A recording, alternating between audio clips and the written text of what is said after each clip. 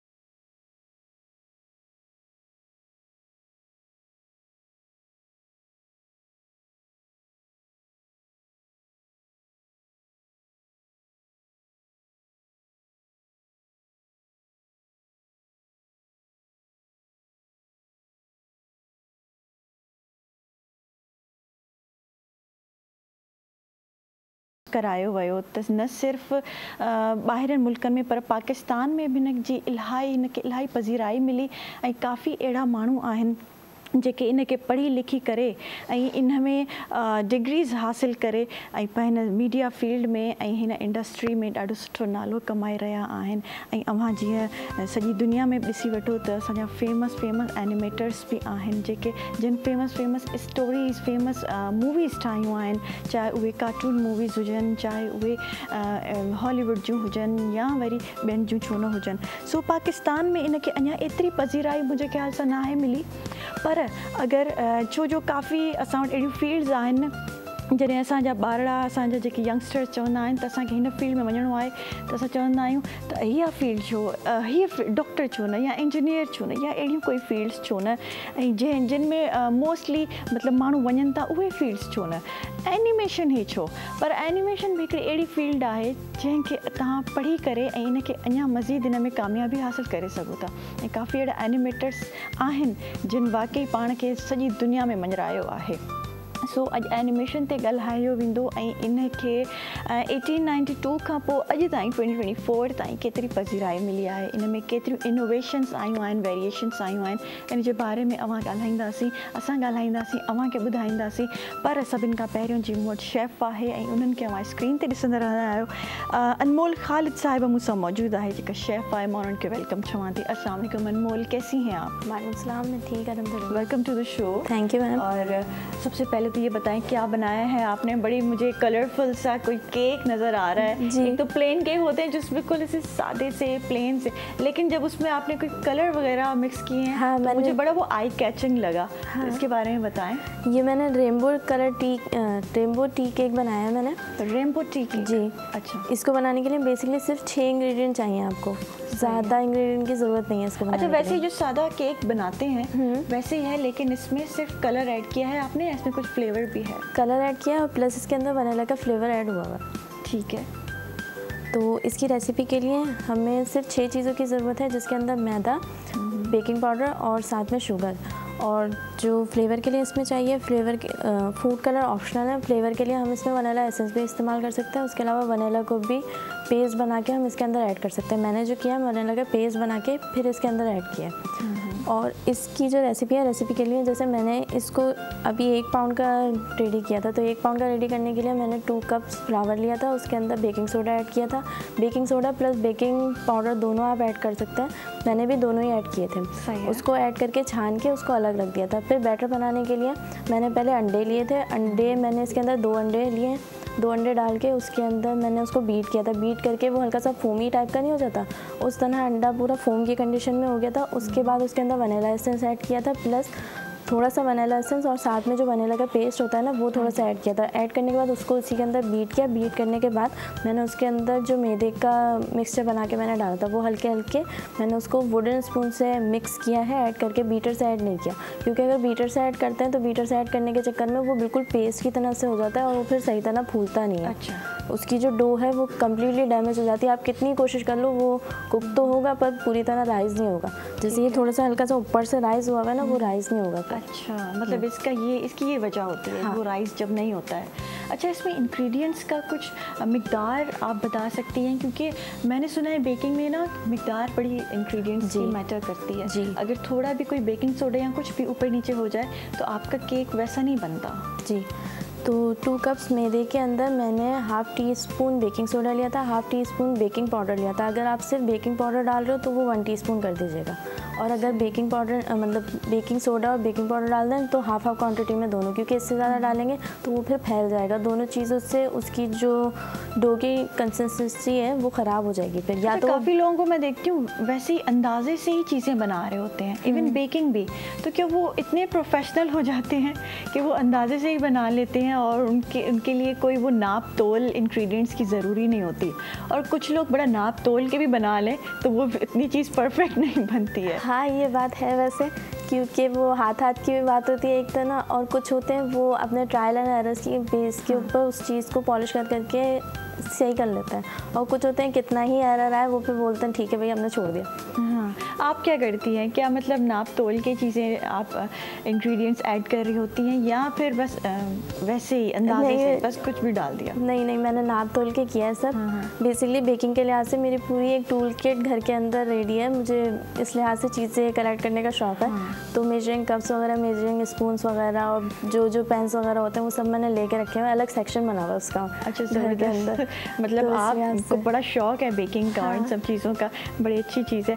अच्छा, बेकिंग क्या सीख के अगर आप करें तभी आप कर सकते हैं, या फिर अगर आपको बड़ा शौक है और आप घर में वैसे यूट्यूब पे वीडियोस देख रहे हैं और आप कुछ ना कुछ फिर बना रहे हैं तो बन जाता है? अगर किसी इंस्टीट्यूट से सीख के करेंगे तो वो आपके एरर बेसिकली सही करवा देते हैं, क्योंकि वो प्रैक्टिस इतनी ज़्यादा करवाते हैं। फिर जो भी टीचर्स वगैरह होते हैं वो प्रॉपर गाइडलाइन देते हैं उसके लिहाज से।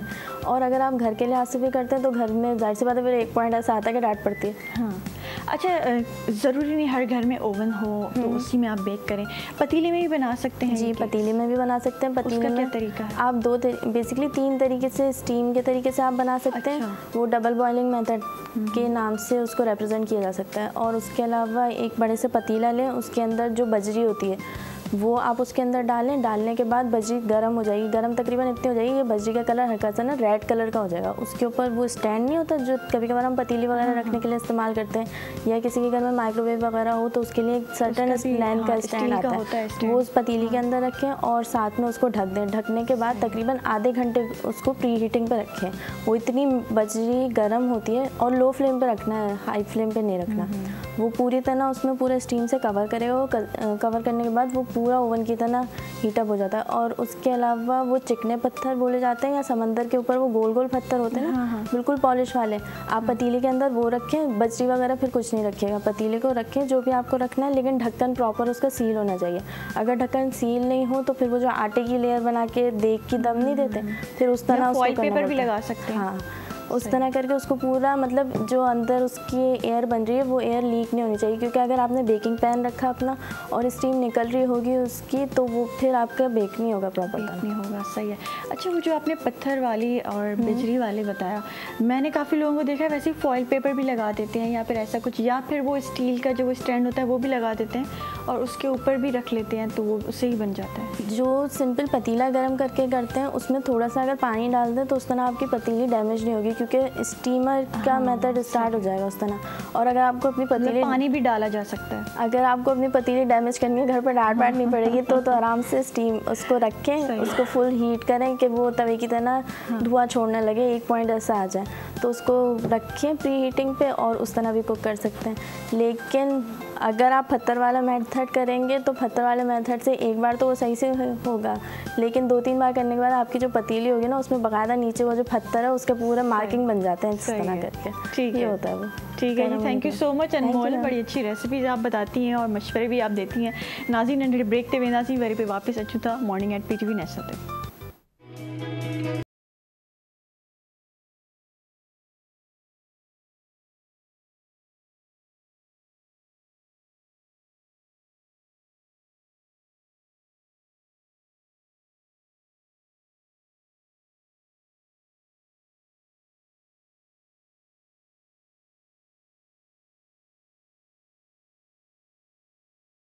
बैक नाज़रीन ऐं ज़बरदस्त सेगमेंट में मूंसां गेस्ट मौजूद आहिनि जिन सां असां एनिमेशन ते ॻाल्हाईंदासीं ऐं उहे पाण जी काफ़ी कुझु करे रहिया आहिनि। सभिनि खां पहिरियों त उहे मोटिवेशनल स्पीकर आहिनि, टीचर बि आहिनि ऐं HR प्रोफेशनल बि आहिनि। अदील हुसैन साहब खे मां वेलकम चवां थी शो में। अस्सलाम वालेकुम। कैसे हैं अदील साहब आप? ठीक है। अच्छा, एनिमेशन डे आज मनाया जा रहा है पूरी दुनिया में और इस दिन की बड़ी अहमियत होनी चाहिए क्योंकि हम लोग को इस आर्ट को, स्पेशली एनिमेशन को पाकिस्तान में ज़्यादा से ज़्यादा फ़रोग़ मिलना चाहिए। हम देखना भी चाह रहे हैं इस चीज़ को और बड़ी अच्छी चीज़ है। अच्छा, आपकी नज़र में एनिमेशन को कितना फैलाया गया है, कितनी फ़रोग़ मिली है पाकिस्तान में अब तक? आई थिंक काफ़ी हद तक पाकिस्तान के अंदर अच्छा काम होना शुरू हो गया एनिमेशन की दुनिया के अंदर। इन टर्म्स हम देखें एनिमेशन के लिए 2 से 3 इंपॉर्टेंट स्किल सेट्स बड़े ज़रूरी होते हैं, जिसमें नंबर 1 ड्राइंग। हमारे बड़े अच्छे लोग हैं जो ड्राइंग करने वाले हैं, हैंड ड्राइंग। देन आपकी क्रिएटिविटी के अंदर एक चीज़ काउंट करती है which is story board telling, यानी कि आप जो भी कॉन्सेप्ट या आइडिया या थीम को प्रेजेंट करना चाहते हैं उसको एक सर्टेन टाइम लाइन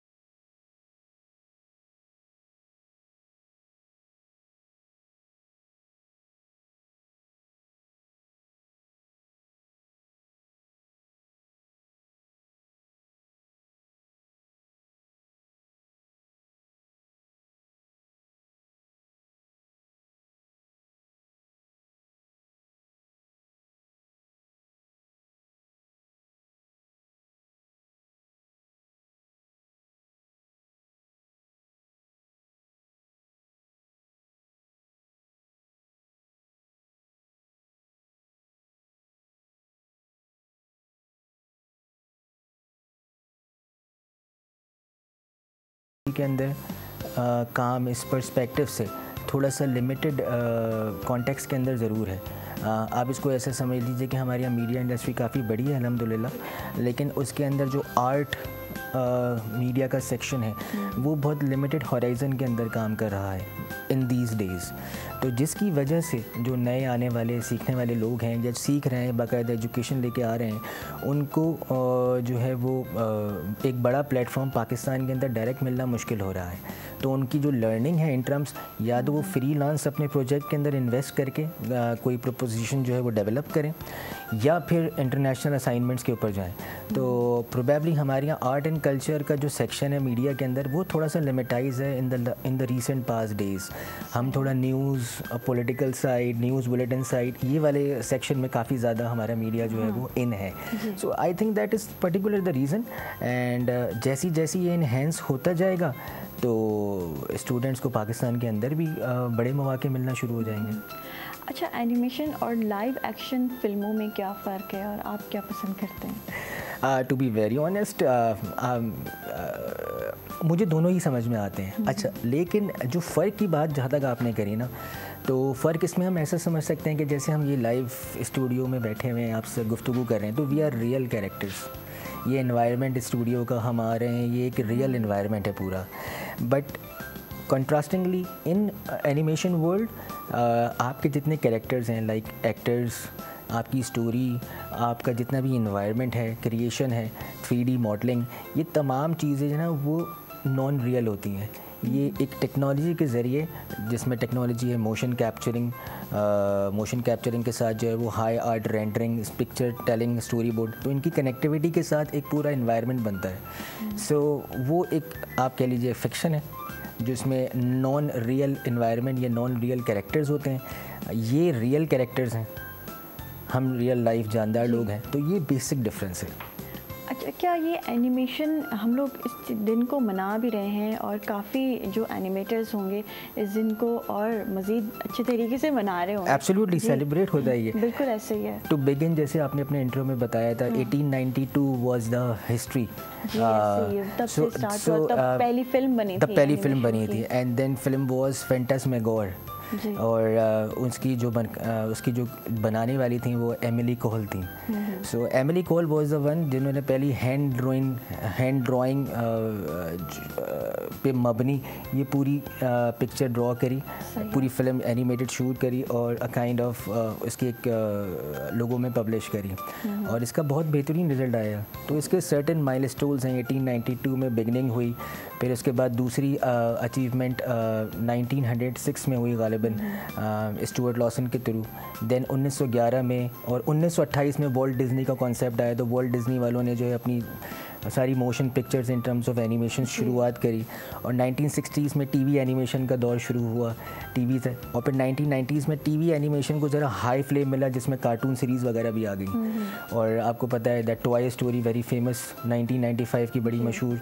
सो आप सोचिए कि 1995 में जब ये मूवी बनी थी एनिमेटेड मूवी, तब इसका बजट जो है $200 मिलियन था।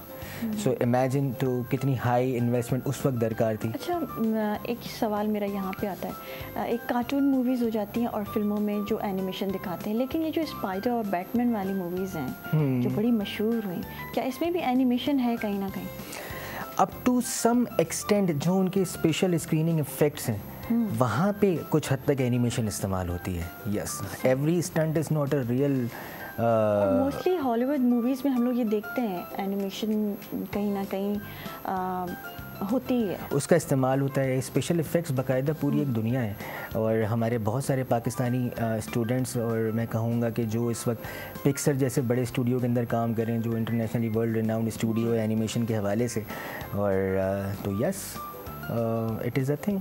अच्छा, आप टीचर भी हैं और मोटिवेशनल स्पीकर भी हैं, HR से भी ताल्लुक़ रखते हैं, तो क्या लोगों का रुझान है इस तरफ, ऐसी फील्ड्स की तरफ जहाँ पे हमारे पेरेंट्स शायद इस चीज़ को ज़्यादा एक्सेप्ट नहीं करते हैं कि अच्छा एनिमेटर नहीं एनिमेशन पढ़नी है, इसमें क्या करोगे? असल में वही बड़ी बात है, हर चीज़ शुरू होती है अवेयरनेस से। हमारे माशरे में अवेयरनेस की थोड़ी कमी है, एजुकेशन सिस्टम। हाउएवर मैं ये कहूँगा कि अगर मैं पिछले 5 सालों पहले की बात करूँ तो यस उस वक्त रुझान बहुत कम था, बट लास्ट 2 और 3 ईयर से जो AI टेक्नोलॉजी का दौर बहुत ज़्यादा शुरू हुआ है, तो इस AI ने क्या कि आसानी करी है। एक तो मैं शुक्रिया अदा करूँगा व्हाट्सएप का कि इसने हमारे घर के बड़े बुज़ुर्गों को थोड़ा टेक्नोलॉजी इस्तेमाल करना, मैसेजिंग आसान फरमाया। और व्हाट्सएप ने भी नया फ़ीचर शुरू किया है मेटा AI के नाम से, कि जिसमें आप इमीडिएटली कोई भी असिस्टेंस अपनी चाहिए हो लर्निंग के हवाले से, सर्चिंग के हवाले से, कोई कंटेंट डेवलपमेंट के हवाले से, रेडी मेजोर के अंदर, तो वो आपको हेल्प आउट कर देता है। तो इस टाइप की जो छोटी छोटी टेक्नोलॉजीज़ जो हमारी डेली यूज़ में मोबाइल के अंदर आ रही हैं, इन्होंने हमारे घर के वो बड़े जो शायद एजुकेशन बैकग्राउंड में बहुत रोल नहीं रखते हूँ पहले के दौर में, बट वो भी अब ट्रांसलेट हो रहे हैं, समझ रहे हैं। पेस थोड़ा स्लो है yes, but yes people are moving towards it. मतलब हमारे जो वो लोग हैं जो एनिमेशन और इन सारी चीज़ों को एक्सेप्ट नहीं करते थे, अब आहिस्ता आहिस्ता वो दौर आ गया है, सोशल मीडिया ने काफ़ी चेंज लाया है कि हाँ वो एक्सेप्ट कर रहे हैं, बिल्कुल एक्सेप्ट कर रहे हैं। और प्लस मतलब वो जो स्टूडेंट्स जो डिफरेंट फील्ड्स में जाना चाह रहे हैं उनके लिए बड़ी आसानी हो रही है। एब्सोल्युटली, इवन आप देखें कि यूट्यूब पे 2 बड़े मशहूर चैनल हैं, the Khan Academy and the crash course. These are the channels जो कि फ्री ऑफ कॉस्ट लोगों को लर्निंग दे रहे हैं, पढ़ा रहे हैं। तो वो ये एजुकेशनल चैनल्स हैं और इनके ऊपर वो जो आपको अपनी वीडियोस बना के देते हैं, ये वीडियोस में जितनी भी ट्रेनिंग है लर्निंग पर्सपेक्टिव की, ये तमाम ट्रेनिंग जो है वो 2D और 3D विजुअलाइजेशन के थ्रू क्रिएट कर रहे हैं अपना कंटेंट लोगों को पढ़ाने के लिए। सो इमेजिन करें कि अगर एक एग्जांपल ले लेते हैं कि कोई एक सिविल इंजीनियर है, सिविल इंजीनियर लेंगे, हम एक मैच की डिज़ाइनिंग कर रहे हैं, तो अगर टीचर ब्लैक बोर्ड या वाइट बोर्ड के ऊपर एक पजल सॉल्व करे और एक ड्राइंग बनाए, वो एक 2D एनिमेशन है। कंपैरेटिवली टीचर वही ब्लैक बोर्ड के बजाय जिस प्रोजेक्ट या बिल्डिंग के बारे में मुझे समझाना चाह रहा है, उसकी मेजरमेंट सिखा रहा है, वो एक प्रोजेक्ट लाइव 3D मॉडल में मेरी टेबल पे रख दे और खड़े होकर मुझे एक्सप्लेन करे, this is that much centimetre, that is how much centimetre, if we need to connect these 2 channels from 1 to here, इधर से उधर ले जाना है तो ये मैथ्स का फॉर्मूला इस्तेमाल होगा, this is you will do. तो आप खुद रिलेट कर सकती हैं कि समझना कितना आसान हो जाता है। सो इट एक्चुअली कोई मुझे कहता है कि यार आप बताएं कि एनिमेशन की दुनिया या एनिमेशन किस तरह से आसानी करती है आम इंसान की ज़िंदगी में। तो मेरे मुताबिक सबसे इम्पॉर्टेंट पार्ट ये है कि आजकल के दौर के अंदर आपको समझने के लिए एंटरटेन होने के लिए और सीखने के लिए ये एक ऐसा मीडियम इन्वेंट हो चुका है जो कि आपकी लर्निंग स्ट्रीम को बहुत तेज़ी से इंक्रीज़ कर रहा है। यानी कि पहले आपको सीखने में अगर टाइम लगता था, फॉर सपोज एक कोर्स स्टडी कर रहे हैं जिसको शायद आपके पास थियोरेटिकल बैकग्राउंड ना हो, पढ़ा हुआ ना हो, लेकिन जब आप वो प्रैक्टिकल एक्सपोजर से काम होता हुआ देख लेते हैं तो वो आपकी लर्निंग स्किल्स तेज़ हो जाती हैं। और ये एक आपका साइकोलॉजिकल बैरियर है कि learning by doing is much faster than learning by listening. हाँ, अच्छा, काफ़ी ऐसी मूवीज़ भी देखी हैं, कार्टून मूवीज़ स्पेशली जब हम बच्चों को दिखाते हैं तो उसमें सोशल मैसेजेस दिए जाते हैं और वो भी एनिमेशन पे ही बनी होती हैं और वो इतनी ज़बरदस्त, मतलब वाकई आप जैसे आपने कहा कि वो उस चीज़ को देख के ना आपको समझ में आ जाता है कि हाँ क्या मैसेज आ रहा है। वो बच्चे को अगर आप दिखा रहे हैं तो वो समझ में आ जाता है। Absolutely, absolutely. I think Zootopia is one of the movie. मैं सिर्फ बच्चों के हवाले से बात नहीं करूँगा, Frozen is one of the movie. अब मैं दोनों में फ़र्क आपको ये बता देता हूँ कि Zootopia is one of the movies जो कि आपको जो हमारी एज के लोग हैं, जो अडल्ट्स हैं, उनको कनेक्ट करती है इन अ वे जो कि आपको रेसिज्म और प्रीजुडिस के ऊपर लेक्चर्स देती है, लेसन्स देती है, तो दुनिया से हम आगे करवाती है, तो इससे अडल्ट्री कनेक्शन बन जाता है। फ्रोज़न में आपको एक अच्छी लर्निंग और टीम वर्क स्किल्स सीखने को मिलती है, बड़ी फेमस है। फ्रोज़न है, मनोआ है, the learning Nemo, these are the Lion King. इसमें फैमिली स्ट्रक्चर और बिहेवियरल मैनेजमेंट को बड़े अच्छे तरीके से बताया गया है। तो यस, ये न सिर्फ बच्चों को कनेक्ट करती है बल्कि एडल्ट्स को भी कनेक्ट करती है। तो देखें, ये एक दुनिया है अ काइंड ऑफ, जिसमें दुनिया में बहुत सारी चीज़ें एग्जिस्ट करती हैं। अब उनकी यूटिलाइजेशन आपने कैसे करनी है ये एक इंडिविजुअल के हाथ में है। हर चीज़ के दो एस्पेक्ट हैं, पॉजिटिव भी हैं और नेगेटिव भी हैं। अब हमारे हाथ में है कि हम पॉजिटिव एस्पेक्ट को ज़्यादा अप्रिशिएट करें या नेगेटिव एस्पेक्ट्स के लिए चीज़ों को यूटिलाइज़ करें। बिल्कुल ऐसे ही है। अच्छा, आपका काफ़ी स्टूडेंट्स के साथ इंटरेक्शन होती होगी, तो क्या वाकई हमारे यहाँ इन चीज़ों के सब्जेक्ट्स होने चाहिए, जैसे एनिमेशन हो गई या बहुत सारी ऐसी मॉडर्न एजुकेशन है जिसकी हमें काउंसलिंग भी करनी चाहिए बच्चों की और उनको बताना चाहिए कि अगर इस तरफ जाएंगे तो इसमें ये फ्यूचर है। और आप क्या देख रहे हैं कि एनिमेशन का मुस्तकबिल है पाकिस्तान में आगे जाके? To begin with the last point first, animation का मुस्तकबिल है। Categorical answer is yes, animation का बहुत अच्छा मुस्तकबिल है पाकिस्तान के अंदर। अच्छा, हाउ टू डू दैट?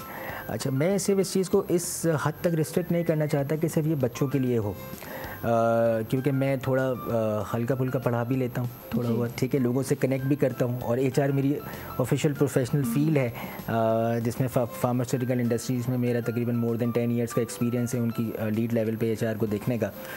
तो हमारी people handling day in and day out 24/7 का काम है।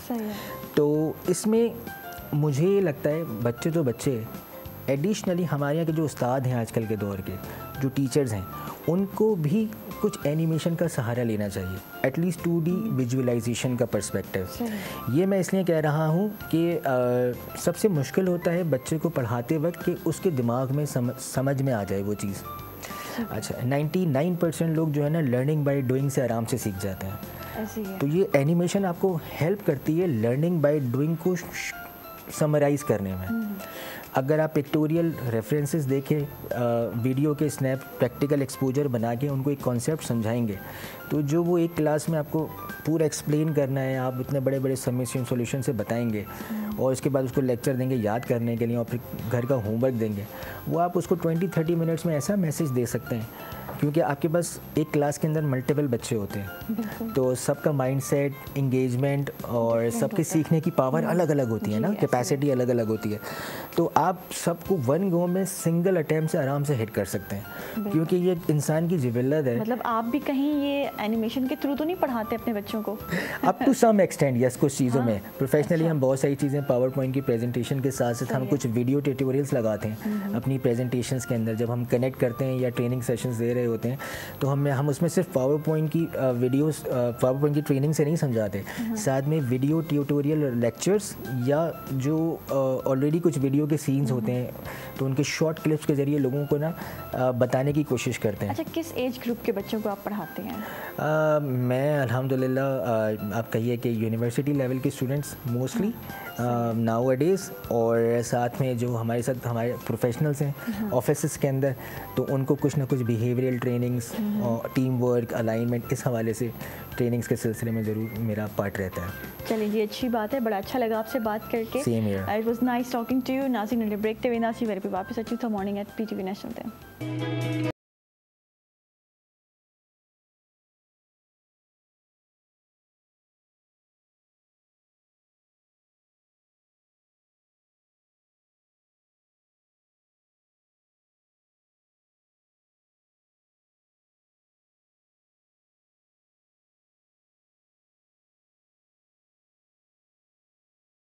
वेलकम बैक नाज़रीन। ऐं ज़बरदस्त गेस्ट हींअर मूंसां हिन सेगमेंट में मौजूद आहिनि।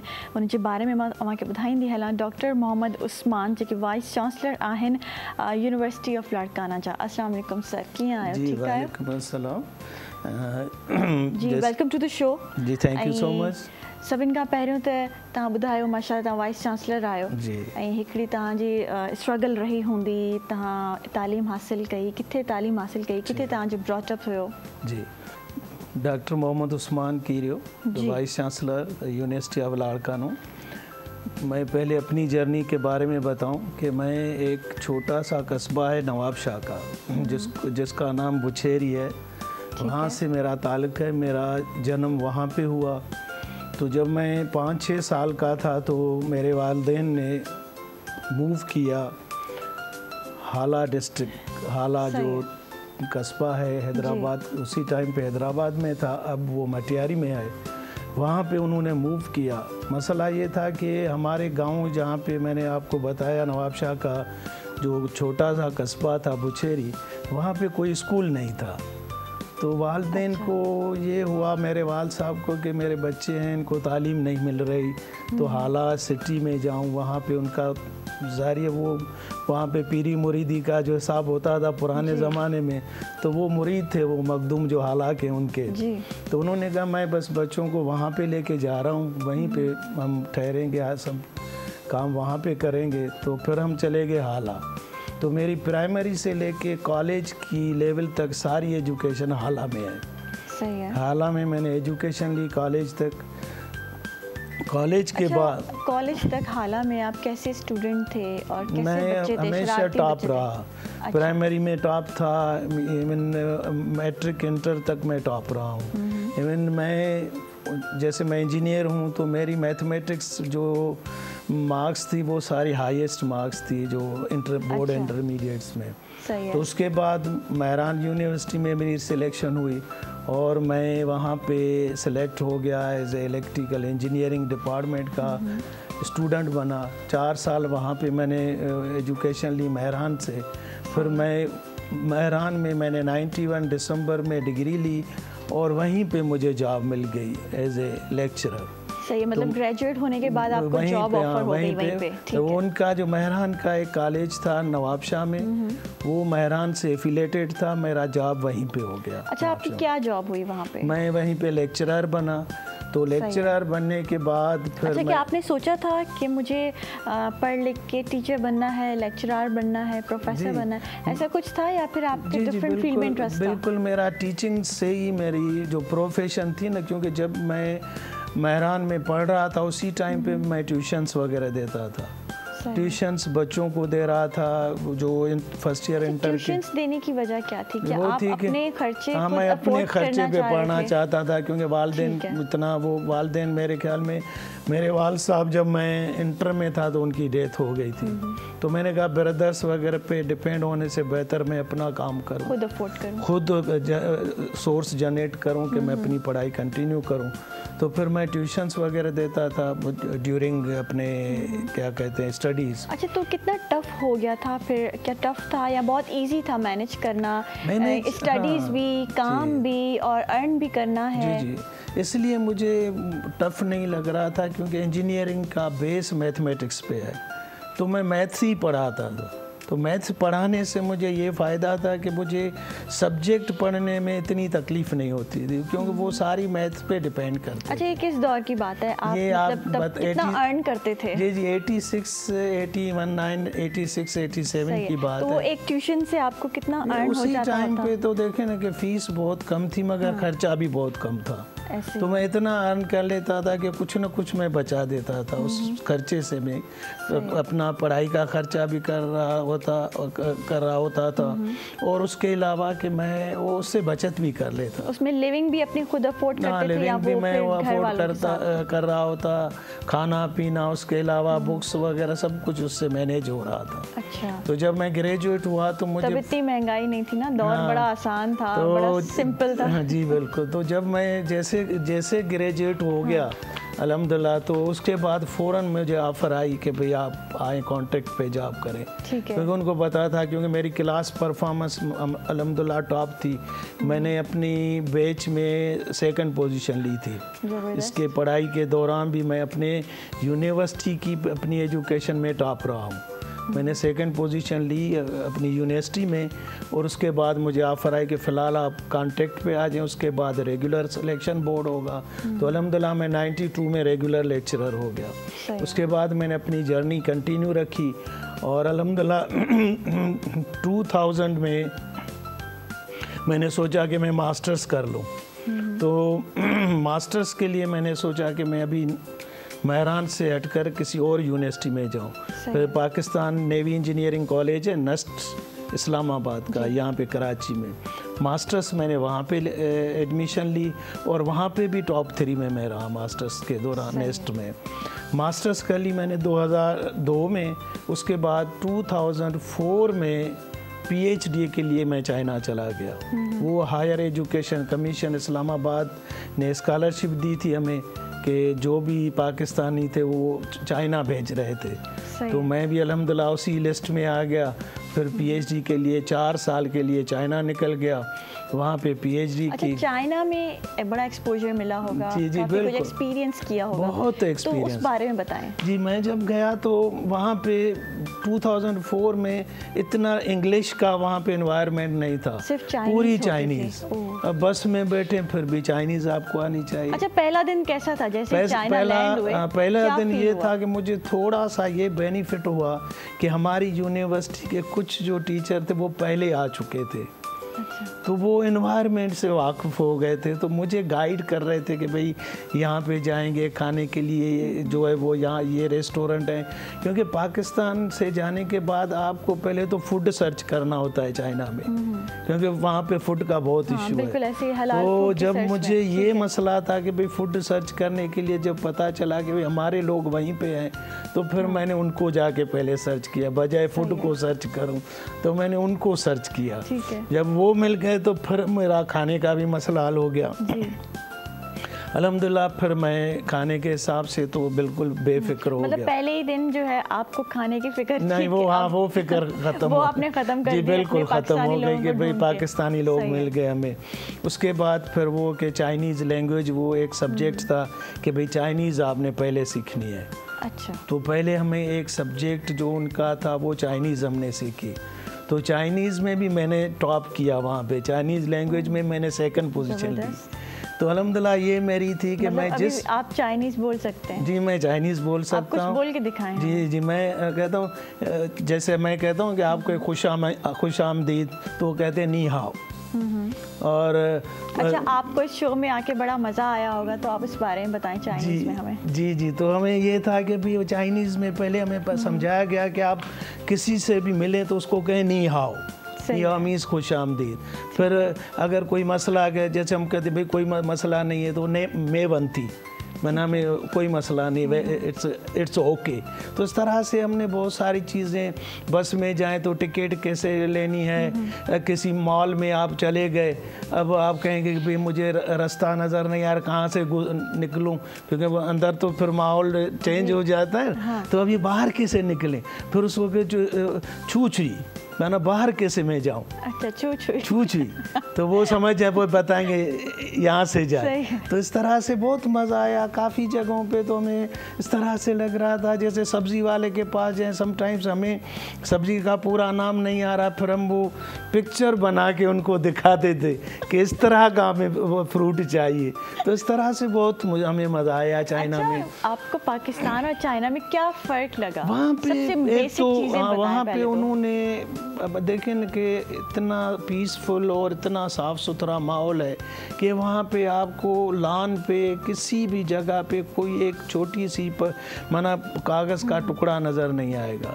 डस्टबिन है, हर किसी को पता है कि हर चीज़ हमने वहाँ पे ये तो सबको पता है, जैसे हम जहाँ पे खाया वहाँ पे फेंक दिया, इस तरह का वहाँ पे सफाई के अलावा और क्या उनके अलावा ये है कि वो लोगों में क्या फ़र्क है? लोगों में ये फ़र्क है कि ये लोग क्या है कि अपना एक तो गर्म पानी का यूज़ करते हैं, ठंडा पानी वहाँ पे आपको मिलेगा ही नहीं। अच्छा। अब भले गर्मी हो सर्दी हो, आपको लेबॉरेटरी में जहाँ भी हम बैठे हैं गर्म पानी का यूज़ है। गर्म पानी से ये फ़ायदा है कि आपको नज़ला ज़ुकाम इस तरह की चीज़ होती नहीं है वहाँ पे। मुझे वैसे ज़ुकाम और यहाँ पे पाकिस्तान में मैंने हर सीज़न चेंज होने के बाद हो जाता था जी। जब मैं वहाँ पे जा रहा था तो मुझे पता था, यही पता था कि भाई वहाँ पे तो माइनस में टेम्परेचर है, तो मेरा तो गुजारा मुश्किल होगा वहाँ पे। मगर जब वहाँ पे मैं गया तो जब गर्म पानी का यूज़ किया तो सच्ची पूछे मैंने 4 साल में कभी भी एंटीबायोटिक नहीं लिया। ज़बरदस्त। तो ये वहाँ का एनवायरनमेंट है और लोग इतने हेल्दी हैं कि 70 इयर्स ओल्ड बंदे भी साइकिल चलाते हैं जी। और हमारे प्रोफेसर जो 21 ग्रेड के प्रोफेसर हैं उनको भी ये नहीं ईगो का इशू है कि भाई मैं गाड़ी में जाऊं मुझे लोग क्या कहेंगे, वो भी साइकिल पे आते हैं। तो ये फ़र्क है उनकी सोच में कि भाई जब अगर हम फ्यूल बचाना चाहते हैं तो भले हम साइकिल पे जाएं, कोई हमें ये नहीं कहेगा कि ये प्रोफेसर है साइकिल पे क्यों आया। तो ये चेंज है उनमें जो हमारे पास नहीं। हमारे पास ये है कि थोड़ा सा भी पैसा आ जाए तो पहले तो गाड़ी लेते हैं। हाँ। कि सोसाइटी वाले कहेंगे भाई इसको गाड़ी नहीं है, वहाँ पे ये नहीं है। प्रोफेसर हो, अच्छा अगर जो नहीं भी लेता तो बोलते ये तो बहुत ये तो कंजूस है, इससे ये पैसे बचा रहा है। वहाँ पे ये नहीं है। आप देखिए प्रोफेसर लेवल के बंदे भी साइकिल पे आते हैं। तो जब मैं वहीं पे गया तो मुझे फील्ड भी एक ऐसी फील्ड दी गई जो बिल्कुल अपनी डिजिटाइजेशन और AI से रिलेटेड थी। रोबोटिक्स का कंट्रोल था और रोबोट एक ह्यूमनाइड रोबोट था, हमारी तरह एक ह्यूमन टाइप रोबोट बनाया था। अब उस पे उन्होंने काम तो बहुत कर दिया था, अभी उन्होंने कहा भाई आपने इस पे काम करना है। तो 2 साल तो मैं इसको, क्योंकि पाकिस्तान में मैंने इस तरह का रोबोट देखा ही नहीं था, तो मैं परेशान था अब इस पे मैं क्या काम करूँगा। फिर मैं बैठ के यार इस पे क्या किया जाए, तो मैंने पूछा भाई आप बताएं कि इस पे कौन सा काम रहता है। तो उन्होंने कहा हमने इसको वर्चुअल एनवायरनमेंट में बना दिया है। अब रोबोट तो नज़र आ रहा है, बाकी इन्वायरमेंट जैसे टेबल है, कोई बीच में कोई ऑब्स्टेकल पड़ी है, वो आपने वर्चुअल बनानी है। वर्चुअल का मकसद ये है कि रोबोट को वो लोग एक अंधेरे में या फोग वाले इन्वायरमेंट में छोड़ना चाहते थे। वहाँ पे कोई भी इस तरह का रोबोट अगर चलेगा तो हो सकता है गिर जाए जी। तो उन्होंने कहा आप इस पे काम करें। तो आपने इस पे क्या काम किया? मैंने वो किया कि उनका मैंने पूरा एनवायरनमेंट बनाया। उस रियल के साथ मैंने उनकी डेटा फ्यूज़ की और फिर रोबोट को चलाया। तो उसमें ये फ़ायदा था कि हर एनवायरनमेंट रोबोट उसका रिलेवेंट एनवायरनमेंट कंप्यूटर पे नज़र आ रहा है। रोबोट भले वो फोग के एनवायरनमेंट में अंधेरे एनवायरनमेंट में चले, मगर हम देख रहे हैं कि अगर किसी से स्ट्राइक करेगा तो हम सिर्फ उसको कंट्रोल करेंगे, वहाँ पे खड़ा हो जाएगा। तो ये मैंने काम किया, ये पूरा AI बेस्ड काम मतलब था। वो रोबोट का कंट्रोल आपके हाथ में जी, था? कंट्रोल मैंने कराया उनका। वो मैंने उनका पूरा काम किया। उस पर मेरे बहुत सारे पेपर्स पब्लिश हुए, इंटरनेशनल जर्नल के पेपर हुए, इंटरनेशनल कॉन्फ्रेंस में पेपर हुए। तो इस तरह से मेरी जर्नी PhD तक पहुंची। उसके बाद 2008 में मैं वापस आया पाकिस्तान, अपनी यूनिवर्सिटी पेरेंट यूनिवर्सिटी को ज्वाइन किया और वहाँ पे ज्वाइन होने के बाद 2008 में मैंने आके ज्वाइन किया। 2009 में मैं प्रोफेसर बन गया, प्रोफेसर इन 21 ग्रेड। और प्रोफेसर के साथ साथ मुझे चेयरमैन ऑफ द डिपार्टमेंट बनाया गया। तो तकरीबन अच्छा, ये एज अ प्रोफेसर आपने क्या चैलेंजेस फेस किए, क्या आपने इनोवेशंस आप लेकर आए यूनिवर्सिटी में? क्योंकि जब कोई भी नई ज्वाइनिंग पे आते हैं लोग तो उनको बड़ी चीज़ें होती हैं जो चेंज करनी होती हैं, इनोवेशंस लानी होती हैं, तो आपने क्या चेंजेस लेकर? जी, मैंने जैसे मैं वापस आया चाइना से तो मैंने इस तरह से छोटे छोटे रोबोट्स पे बच्चों को इन्वॉल्व किया कि आप रोबोट को इस तरह से एनवायरनमेंट में छोड़ें, फिर सर्च कराएं कि वो जिस लाइन में जा रहा है वो प्रॉपर अगर नहीं जा रहा है तो हम कैसे उसको कंट्रोल करेंगे। फिर हमने इस तरह का एक ग्रुप मैंने बनाया, बच्चे अच्छे जो स्टूडेंट थे, फिर वो अपना नस्ट का कोई इवेंट बनता है इस्लामाबाद में रोबोटिक्स का, तो मैंने वहाँ पे उनको कंपटीशन के लिए भेजा और अल्हम्दुलिल्लाह वहाँ से भी वो अवार्ड लेके आ गए क्योंकि हमने रोबोटिक्स पे मैंने उनको काम किया। उसके अलावा रिसर्च से रिलेटेड जो, और क्योंकि यूनिवर्सिटीज़ में हमें रिसर्च पब्लिकेशंस चाहिए, तो मैंने इंटरनेशनल जो हाई इम्पैक्ट फैक्टर की पब्लिकेशंस है उनमें मेरे अभी तक 50 से 50+ पब्लिकेशंस हैं आज तक, उस पर मैंने काम किया। और मैं एज ए प्रोफेसर वहाँ पे डिफरेंट सब्जेक्ट पढ़ा रहा हूँ, रोबोटिक्स से रिलेवेंट है, कंट्रोल से रिलेटेड सब्जेक्ट्स मैंने पढ़ाए हैं। उसके बाद मैं चेयरमैन जब बना डिपार्टमेंट का तो फिर प्रोफेसर एकेडमिक्स को कंट्रोल कर रहा है, मीन्स एकेडमिक्स मीन्स पढ़ना और पढ़ाना। HOD का काम होता है एडमिनिस्ट्रेशन, तो एडमिनिस्ट्रेशन के स्टूडेंट्स पे कैसे कंट्रोल किया जाए, जैसे बच्चे शरारतें करते हैं इस तरह के एनवायरनमेंट को, उन बच्चों को कैसे समझाया जाए या उनको कैसे कंट्रोल किया जाए। तो 10 साल मैंने क्योंकि चेयरमैन का टेन्योर होता है 3 इयर्स का, तो वो मैंने 3 टेन्योर्स कंप्लीट किए क्योंकि स्टूडेंट्स को उनके वो एनवायरनमेंट बना के देना, उनको डिफरेंट सॉफ्टवेयर पे वो प्रैक्टिकल कराना, उनका ट्रेनिंग कराना। इवन मैंने K-इलेक्ट्रिक वालों को भी उनको मोटिवेट किया कि आप हमारे यहाँ आएँ और इस तरह की जॉब हंटिंग करें। और वो जब तक मैं चेयरमैन रहा तो K-इलेक्ट्रिक नवाब शाह आ रही होती, नवाब शाह आते थे K-इलेक्ट्रिक वाले और वहाँ पे उनसे इंटरव्यू लेते, वहाँ से उनका जो है वो टेस्ट लेते। तो इस तरह से बच्चों को मैंने सिर्फ पढ़ना पढ़ाना नहीं, उनको बहुत सारी अपॉर्चुनिटीज़, आपने काफ़ी अपॉर्चुनिटीज़ भी दी और आप माशाल्लाह जैसे आपने कहा कि मैं खुद भी टॉपर रहा हूँ थ्रू आउट अपने एजुकेशन में। लेकिन अब स्टूडेंट्स में आप क्या फ़र्क देख रहे हैं, क्योंकि आपकी इंटरेक्शन जो है तमाम स्टूडेंट्स से होती है, आप यूनिवर्सिटी के वाइस चांसलर हैं, तो और कहाँ देख रहे हैं फ्यूचर पाकिस्तान का?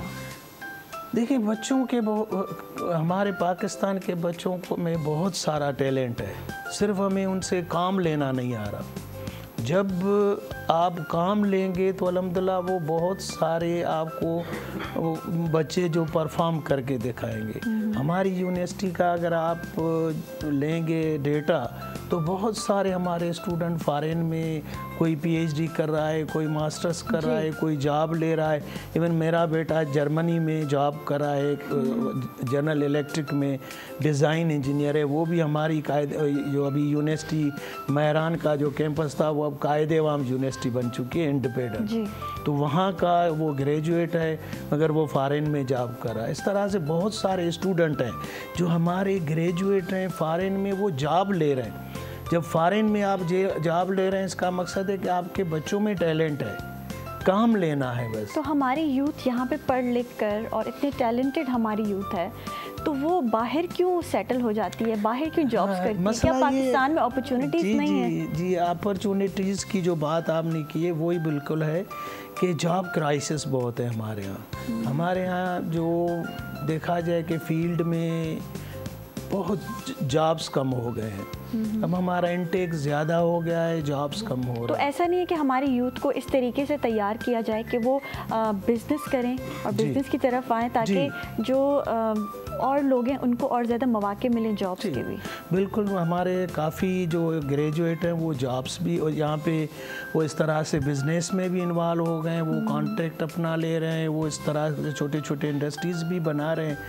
क्योंकि एक हमारे जो मुल्क की जैसे कहा जाए कि साइकी है, हमारे बड़ों की या जो बच्चों को छोड़ते हैं यूनिवर्सिटी में कि भाई हमारा बच्चा एक बड़ा अच्छा सा जॉब करेगा, एक अच्छा इंजीनियर बनेगा, अच्छा डॉक्टर बनेगा। और अब तो ये भी है कि मेरा बच्चा बाहर जाएगा। हाँ, यहाँ बाहर जाएगा। तो आजकल देखें कि सारा रुझान जो फैमिली, इवन हमारे यहाँ जो रिमोट एरिया है लाड़काना का, वहाँ पे भी लोग कंप्यूटर्स को प्रायोरिटी दे रहे हैं जी। अब मैंने जो एडमिशन्स कराई हैं यूनिवर्सिटी ऑफ लाड़काना में, वहाँ पे हमारी कंप्यूटर साइंस की सारी सीटें फुल हो गई। इवन इंजीनियरिंग में हमारी कुछ ना कुछ सीटें बची हैं। कंप्यूटर साइंस और जो भी साइंस से रिलेटेड सब्जेक्ट्स हैं उनमें सारे लोग वहीं पे अब इंक्लाइंड हो गए। तो इसका मकसद है कि ये आ चुका है कि हमारे बच्चों को बाहर जाना है, जहाँ के फॉरेन क्वालिफाइड हो जाएं। अब सपोज़ करें आप फॉरेन जाएं और आपको रहना पाकिस्तान में है, तो ज़रूरी नहीं है कि आप मास्टर्स करके पीएचडी करके वहाँ पे जॉब करें। आप हाई क्वालिफाइड होके यहाँ पे आ जाएं तो आपको फिर जॉब के बहुत सारे मौके मिल जाते हैं। तो ये है फैमिली का। इवन हम भी उनको जैसे कहते हैं कि हम बच्चों को समझाते हैं कि भाई आप लोग जो है ना वो इस तरह से पढ़ें कि भले आप फॉरेन की जो है वो फैसिलिटी लें, स्कॉलरशिप लें, वहाँ पे जाके पढ़ें और फिर आके अपने मुल्क की खिदमत करें। तो हमारा क्या लास्ट मैसेज देना चाहेंगे हमारी यूथ को, हमारे देखने वालों को? मैं सिर्फ यही मैसेज दूंगा कि हमारी जैसे यूनिवर्सिटी है तो वहाँ पे हमने एक एनवायरनमेंट बनाया है कि भाई आप लोग मेरिट पे आए। तो मेरिट पे आप बच्चे जो हैं वो ख्याल करें, अपना मेरिट पे काम करें और मेरिट जो है वो आपको यहाँ पे भी काम आएगी। फॉरेन भी जाएंगे पढ़ने के लिए तो वहाँ पे भी यही मेरिट काम आएगी। और हमारी यूनिवर्सिटी का भी यही मेन मोटो है कि हम बच्चों को मेरिट सिखाएं। हमने जो अभी एंट्री टेस्ट ली है वो भी इसी बुनियाद पे कंप्यूटराइज्ड पूरी टेस्ट ली, पूरे बच्चों ने मेरिट पे टेस्ट दे के उनकी एडमिशन हुई है। तो इंशाल्लाह वो मेरिट पे ही आएंगे इंशाल्लाह। Thank you so much sir, बहुत अच्छा लगा आपसे बात करके। नाज़रीन ब्रेक के तवन्यू परी पे वापस अच्छी मॉर्निंग है पीटीवी नेशनल तक।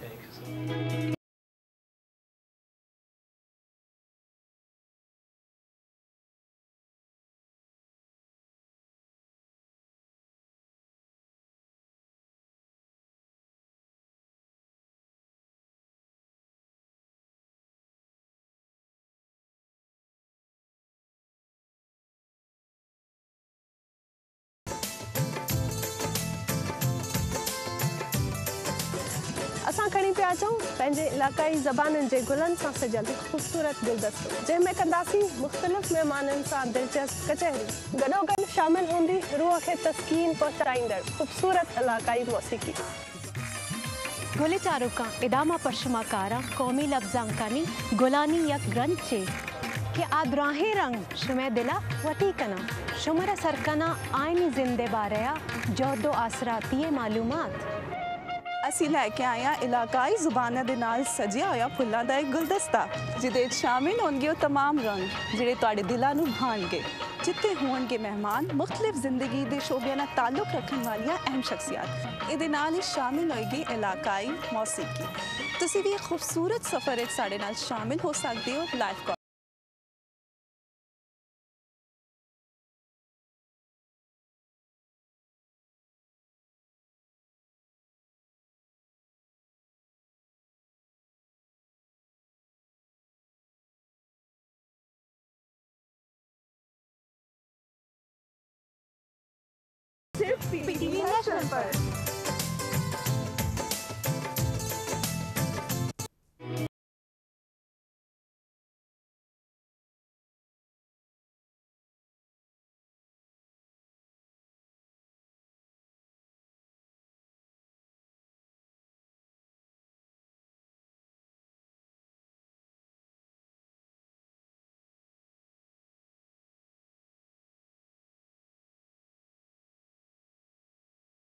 वेलकम बैक नाज़रीन। ऐं ज़बरदस्त गेस्ट हींअर मूंसां मौजूदु आहिनि हिन सेगमेंट में। उन्हनि जे बारे में मां ॿुधाईंदी हलांव कि president special children care welfare society उन्हनि जी ऑर्गेनाइज़ेशन आहे। इम्तियाज़ अली अब्बासी साहब असां सां मौजूदु आहिनि। अस्सलाम वालेकुम इम्तियाज़ साहब। कैसे हैं आप? ठीक अल्लाह है, का शुक्र, आप ठीक हो? अल्हम्दुलिल्लाह ठीक ठाक। Welcome to the show sir. अच्छा, आपने माशाल्लाह ऑर्गेनाइजेशन है आपकी, तो क्या आपका मोटिव था शुरू में जब आप स्टूडेंट थे और क्या करना चाह रहे थे? सबसे पहले तो बेसिक आप बताएं। इसको मैंने 2000 में स्टार्ट किया था। 2000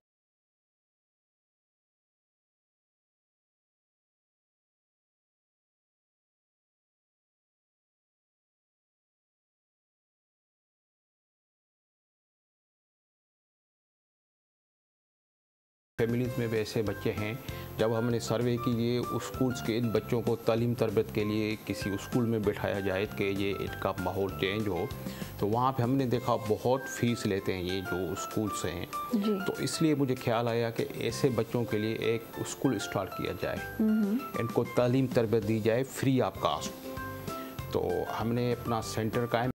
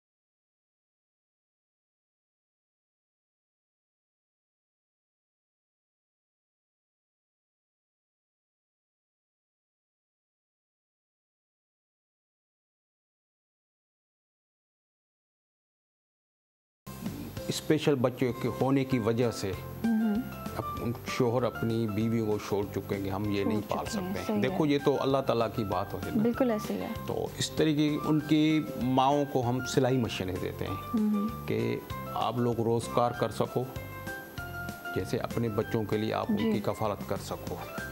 और उसके अलावा हमारे पास तकरीबन 50 ऐसे सीपी चाइल्ड हैं। सीपी चाइल्ड यानी कि जो बिल्कुल बैठे रहते हैं, ना घूम सकते, ना उठ सकते, ना बैठ सकते। उनके लिए आधा घंटा भी बैठना बड़ा मुश्किल होता है। सही है। तो ऐसे बच्चों के लिए हमने फूड स्टॉप का सिलसिला शुरू किया है। तो उनको मुख्तलिफ किस किस्म के स्पेशल चाइल्ड आपके पास आते हैं? स्पेशल चाइल्ड के किस्म होते हैं। कोई ऐसे बच्चे होते हैं जो स्लो लर्नर होते हैं, जो बिल्कुल उनको नॉर्मल स्कूल एक्सेप्ट नहीं करते हैं।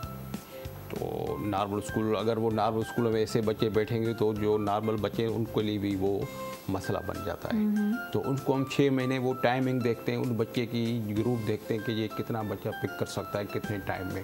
उसको हम उसी हिसाब से फिर ट्रेन करके फिर उसको नॉर्मल स्कूल में रेफ़र करते हैं। कोई ऐसे बच्चे होते हैं सीपी चाइल्ड होते हैं, वो बिल्कुल उनमें कोई इम्प्रूवमेंट नहीं होती है। सही है। बस उनको जस्ट हम इंटरटेनमेंट प्रोवाइड करते हैं, उनको तालीम देते हैं कि वो अपना यानी कि टाइम पास कर सकें, जैसे घर वालों को परेशान नहीं कर सके। ठीक है। तो जैसे मैंने आपको बताया कि 50 हमारे पास ऐसे बच्चे हैं जिनको फूड स्टॉप प्रोवाइड किया जाता है मुख्तलिफ डेटों में। सही है। क्योंकि हमारे कोई गवर्नमेंट से सपोर्ट नहीं होती, ये हम हेल्प सेल्फ से हमारे कुछ मेंबरान हैं वो हमारी सपोर्ट करते हैं, फंड देते हैं कि जिससे। पाकिस्तान में कहाँ है आपके ऑर्गेनाइजेशन? नहीं, हमारा पाकिस्तान पे नहीं है, हमारा सिर्फ सिंध लेवल पे। सिंध लेवल पे कौन से शहरों में? ये नवाब शाह में हमारी ब्रांच है, मीरपुर खास में, और लाड़काना में है, और कराची में है। हमारी कोशिश है कि हर कराची में कितनी ब्रांचेस हैं? कराची में हमारी एक ब्रांच है। ठीक है जी, मेन यूनिवर्सिटी रोड पे रिजवान सोसाइटी पे कराची में एक ही ब्रांच है। हमारी कोशिश है हर डिस्ट्रिक्ट में ब्रांच खोली जाए, जैसे ऐसे बच्चों को हम सही तरीके से सर्विस दे पाए। सही है। अच्छा, जो ऐसे बच्चे जो अफोर्ड नहीं कर सकते एजुकेशन और बाकी बेसिक नेसेसिटीज़, तो वो सब आप इनको प्रोवाइड करते हैं? एजुकेशन का सिलसिला इनका कैसे होता है आपकी तरफ? एडमिशन का सिलसिला हम न्यूज़पेपर में ऐड देते हैं, ठीक है। और उसके अलावा जैसे मैंने आपको बताया हमारी तरबियत याफ्ता टीमें हैं जो जाके डोर टू डोर सर्वे करती है ऐसे बच्चे कहाँ हैं। उसमें हमारी जो सर्वे होती है व्हील चेयर के लिए भी सर्वे होती है, उसके अलावा इन बच्चों के लिए कि इन बच्चों को एजुकेशन की ज़रूरत है किस तरीके से है, तो इस तरीके से हमारी टीमें मतलब आपके ऑर्गेनाइजेशन में इन बच्चों का प्रॉपर स्कूल है, यहाँ बच्चे सुबह आते हैं और फिर 1 बजे चले जाते हैं। क्लासेस होती हैं। जी जी बिल्कुल क्लासेस होती हैं। आपके पास स्टाफ है ट्रेंड? बिल्कुल, इनके लिए ट्रेंड स्टाफ भी होता है जो ऐसे बच्चों को हैंडल कर सकता है। स्पेशल एजुकेशन की डिग्री होती है कराची यूनिवर्सिटी से, वही जो टीचर्स होती हैं वही ऐसे बच्चों को हैंडल कर सकती हैं, बाकी आम जो टीचर होती है वो नहीं कर सकती। अच्छा, आप जो काम कर रहे हैं दिस इज़ माशाल्लाह वेरी अप्रिशिएबल, लेकिन उसके साथ साथ इसमें चैलेंजेस भी बहुत आते हैं, स्पेशली पाकिस्तान में हमारे यहाँ जब ऐसा कोई काम करना चाहे तो एक तो फंड्स का बड़ा इशू होता है और बहुत सारे चैलेंजेस आते हैं। तो किस तरीके से कोप अप करते हैं इन सारी चीज़ों के साथ? ये फंड्स का वाकई इशू होता है हमारे यहाँ। तो फिर ये कि हमारी जो मेंबर्स हैं उनको हम बोलते हैं कि आप हमारी सपोर्ट करें ऐसे बच्चों के लिए। कुछ बिजनेस कम्युनिटी है, कुछ फैक्ट्रीज ओनर हैं जो हमारी सपोर्ट करते, तो फिर अल्लाह का शुक्र, अल्लाह ताला देने वाला है। जिस काम में हाथ डालो तो अल्लाह ताला चलाते, हमें कोई ताकत नहीं होती है। हमें पता नहीं चलता है ये व्हील चेयर कहाँ से आ गई, क्योंकि व्हील चेयर की एक व्हील चेयर की कम से कम कास्ट 15,000 है। ठीक है, अब 20 व्हील चेयर मंथली बेसिस पे आप व्हील चेयर्स और ये सिलाई मशीनें देते हैं या फिर उनके एक टाइम है? नहीं, मंथली हमारी कोशिश होती है कि मंथली बुनियाद पे दी जाए। जैसे हमारे पास एप्लीकेशन जमा होती हैं, 20 एप्लीकेशन जमा हो गई, अच्छा, तो फिर हम लोग प्रोग्राम अनाउंस करते हैं। अभी हमारा प्रोग्राम हुआ था ये 24 अक्टूबर को गुलशन इकबाल में, तो वहाँ पे हमने तकरीबन 10 व्हील चेयर्स दी, क्योंकि हमारे पास इतनी एप्लीकेशनें आई। जैसे 17 अगस्त को प्रोग्राम हुआ था, उसमें हमने 20 व्हील चेयर्स 20 सिलाई मशीनें थी। यहीं पे हुआ था मकामी हाल में लियाकत मेमोरियल लाइब्रेरी में, वहीं पे प्रोग्राम हुआ था।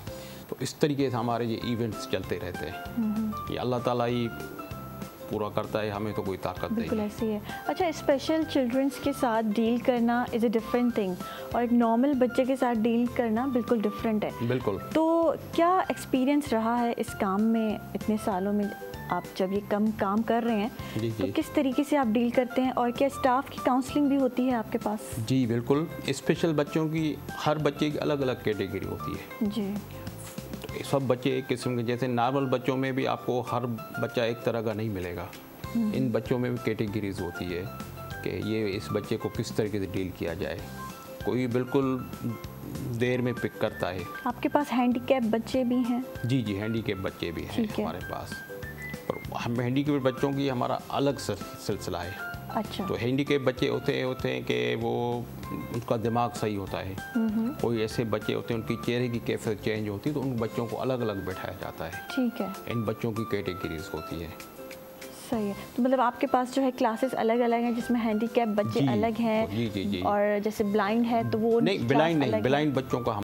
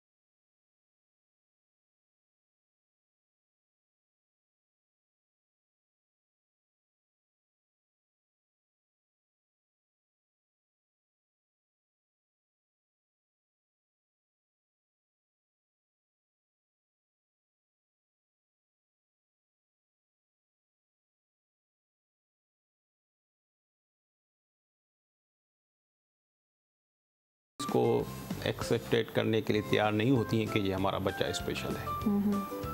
तो फिर हम भी उसी हिसाब से उनको डील करते हैं। एक्चुअल जो ये स्पेशल बच्चे हम कहते हैं ना, ये हमारे से ज़्यादा ज़हीन होते हैं, इनको हमारे से ज़्यादा वो उनमें कोई ना कोई ऐसी एबिलिटी होती है। जी, हमारे से ज़्यादा। आपका स्टाफ इतना ट्रेंड है कि उनकी एबिलिटीज़ को और पॉलिश करके उनको कहीं अच्छी जगह उनको जॉब्स मिलें। और क्या एज ग्रुप है आपके पास?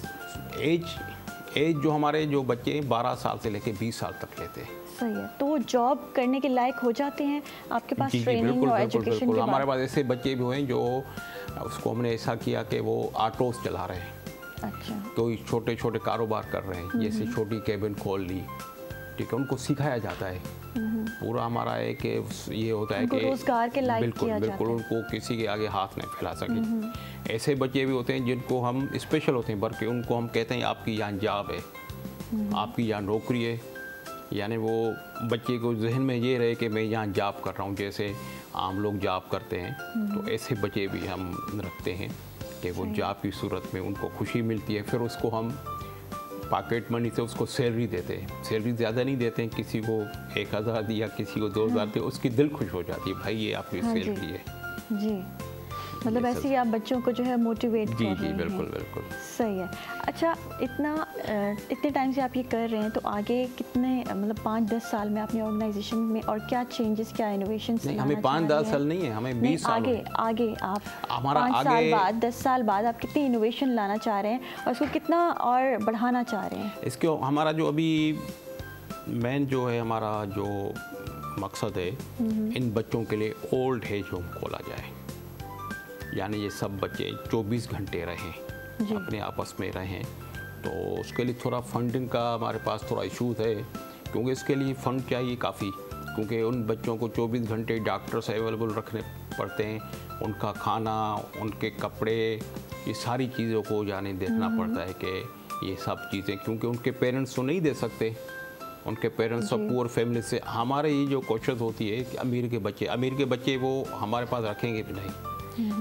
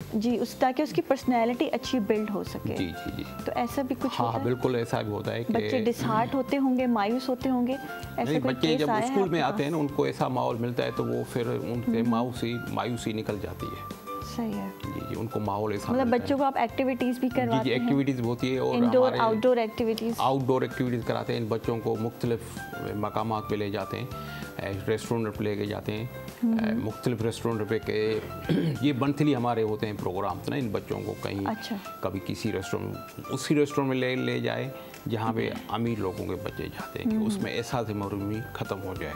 सही है। तो इसको अच्छे रेस्टोरेंट पे ले जाते हैं कि वहाँ पे ये बच्चे खाना खाएंगे तो इनको एक खुशी महसूस होगी। और सारे गरीब और फैमिली से बच्चे हैं हमारे पास, हम अमीर बच्चों को नहीं रखते।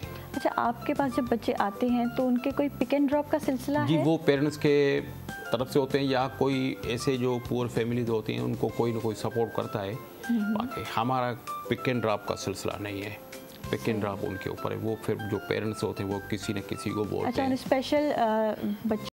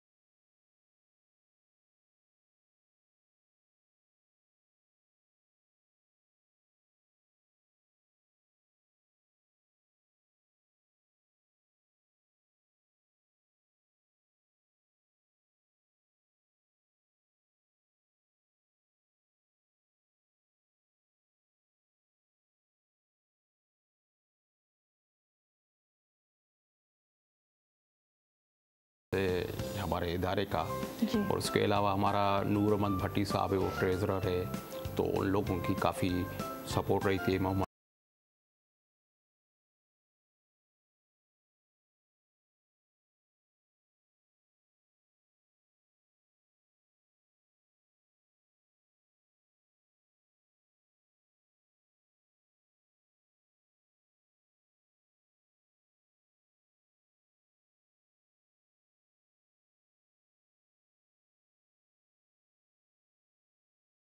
उनकी माओं को सिलाई मशीन चाहिए, उसके लिए भी हमारे से रब्ता कर सकते हैं। जी बिल्कुल, थैंक यू सो मच। बहुत अच्छा लगा आपसे बात करके, और उम्मीद है नाज़रीन तव्हां ये तमाम सेगमेंट ॾिठो हूंदो, छो जो जिनके भी अगर हेल्प जी ज़रूरत आहे, उन्हनि खे कुछ चाहे सिलाई मशीन रोज़गार लाइ खपे, या पंहिंजे कंहिं इर्द गिर्द में कोई अहिड़ो माण्हू जेको व्हील चेयर अफोर्ड नथो करे सघे, उन्हनि खे उहो खपे, या कोई स्पेशल चिल्ड्रन जे लाइ सुठी एजुकेशन खपे, तो इन्हनि सां राब्तो करे सघनि था सोशल मीडिया जे थ्रू। ऐं सुठी ॻाल्हि आहे त असांजे प्रोग्राम जे थ्रू, हिननि जे प्रोग्राम जे थ्रू अव्हां जी मदद थी सघे, असांजी इहा ई कोशिशि हूंदी आहे। उम्मीद आहे त अॼु जो प्रोग्राम अव्हांखे ॾाढो पसंदि आयो हूंदो। सुभाणे वरी अव्हां सां मुलाक़ात थींदी, नया गेस्ट हूंदा, नयो टॉपिक हूंदो, तेसिताईं सभु लिखी ॾींदा इजाज़त। अल्लाह हाफ़िज़, पाकिस्तान ज़िंदाबाद।